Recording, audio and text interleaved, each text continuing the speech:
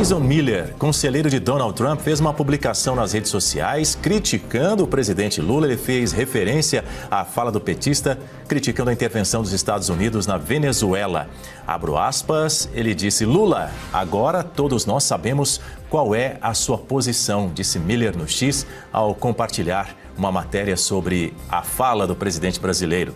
Lula afirmou no sábado que a operação americana na Venezuela, que resultou na captura de Nicolás Maduro, ultrapassou a linha inaceitável e abre precedente extremamente perigoso. Bernardo Kister, quero te ouvir a respeito do que disse Jason Miller, conselheiro de Donald Trump, criticando essa fala de Luiz Inácio Lula da Silva, feita no último sábado, poucas horas depois da captura de Nicolás Maduro. Daniel, veja, a Jason Miller é uma pessoa muito importante, às vezes subestimada pela mídia apenas preocupada, não é o caso da Oeste, com os canais diplomáticos e não com o poder real, ou seja, quem tem influência. E Jason Miller, ele é um amigo pessoal do Trump. Ele é aquela pessoa que quando toca o telefone, o celular de Donald Trump, o Trump pessoalmente atende. Ou seja, uma pessoa que tem proximidade com o presidente e aconselha o presidente Trump. Não que ele vá seguir os conselhos, mas ele aconselha. E lembrando, antes de comentar o tweet dele, veja, o Jason Miller foi aquele que, se eu não me engano, foi 2021 ou 22, acho que 22, né? Foi detido pelo Alexandre de Moraes na Polícia Federal quando iria voltar aos Estados Unidos depois de participar do CPAC, aqui no Brasil. Ele é fundador do Getter, uma mídia social, parceira também, baseada no governo americano, né? Ele participou do CPAC, inclusive eu estive lá, pessoalmente o conheci rapidamente, uma pessoa muito simpática, né, no evento do CPAC, em que palestrei também. E aí, quando ele vai sair do Brasil, a Polícia Federal o detém, não explica o motivo.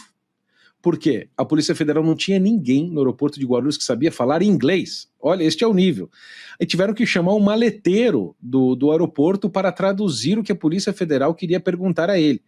Fizeram 1000 perguntas a ele, por cerca de 2 a 3 horas, e depois tentaram fazê-lo assinar um papel em português. Eu não sei o que tinha nesse papel, ele também não disse, mas um absurdo. Ele não assinou, conseguiu pegar o avião e voltou para os Estados Unidos. E vamos dizer assim, ele não é um homem que tem apreços pelo ministro Alexandre de Moraes e muito menos pelo governo Lula. Então, nós podemos imaginar o tipo de conselho que o Jason Miller pode dar, né, ao Donald Trump em relação a esses assuntos. Então, essa é a primeira coisa. É um homem que tem proximidade e tem foi grandemente lesado na sua vida pessoal e empresarial pelo regime, vamos dizer assim, PT-STF. O que ele está respondendo nessa mensagem? Que inclusive ele usa um palavrão, né, o famoso F-word, né, em inglês. E ele diz que agora nós sabemos onde o Lula está, ou seja, nós sabemos qual é a posição do Lula, porque a nota do Lula é gravíssima. Eles tentaram fazer parecer que a nota era equilibrada, né? Mas o primeiro parágrafo fala 2 coisas: violação da soberania, o que eu já demonstrei aqui no meu comentário anterior, que não tem nada a ver, isso é simplesmente um escudo ideológico que não justifica nada na realidade. E depois o Lula diz que a ação dos Estados Unidos ultrapassou a linha do inaceitável. Então, calma aí. Se as palavras importam, julgo eu que importam ainda mais no ramo diplomático, quando você diz que algo é inaceitável, não é crítico, não é perigoso, não é grave, é inaceitável, significa que você não pode aceitar.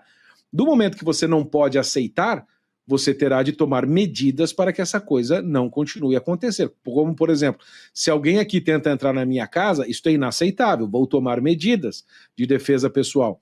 Agora, o que o Lula vai fazer? Esta é a pergunta que o Ernesto também começou a investigar, mas nós não sabemos exatamente. O fato é que o Lula está numa sinuca de bico e tudo indica que, se o Lula partir demais para cima da defesa do Maduro, as tarifas, sanções, quem sabe de novo o Magnitsky e outras medidas contra o Brasil podem sim voltar a ser tomadas, porque isso é prerrogativa do presidente e não depende sequer de uma vírgula do Congresso americano para que aconteça.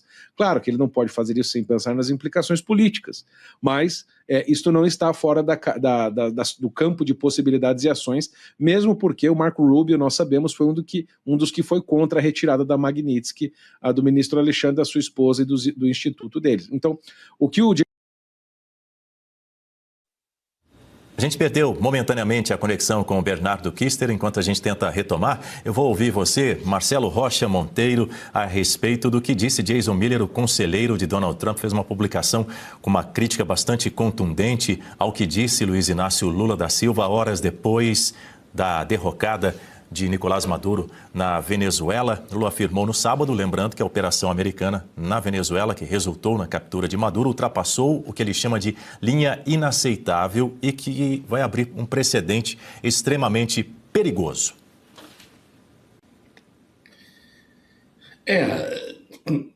Naturalmente, todos nós já esperávamos esse tipo de manifestação do governo brasileiro, porque o governo Lula, como de resto, todo o PT e seus apoiadores sempre colaboraram, sempre defenderam, sempre foram muito próximos, né, da ditadura chavista, da ditadura venezuelana, desde antes do Nicolás Maduro chegar ao poder, desde os tempos do Hugo Chávez, né?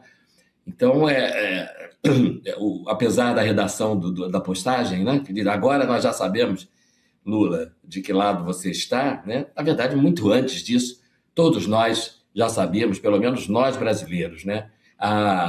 Nós temos uma refinaria em Pernambuco, que é a Abreu e Lima, cuja solenidade de lançamento da pedra fundamental de início das obras, ainda em 2007, se não me falha a memória, já contou com a presença do Hugo Chávez. O Lula fez questão, tem fotos, tem esse registro na imprensa, de ser fotografado ao lado do ditador venezuelano no lançamento dessa obra, que até hoje não está pronta, diga-se de passagem, que tinha um orçamento aproximado de 7 bilhões de reais, está chegando perto dos 60 bilhões de reais. Hoje em dia virou um símbolo de corrupção durante as investigações da Operação Lava Jato, mas que é também um símbolo da proximidade entre esses dois governos esquerdistas e corruptos, né? Que são o governo do PT no Brasil e o governo bolivariano na Venezuela. Então, na verdade, nós já sabíamos e não estamos surpresos. E aí, tá curtindo? Então não vacila. Já clica no botão de se inscrever e ativa o sininho. Assim o YouTube te avisa sempre que sair vídeo novo e você fica por dentro de tudo primeiro.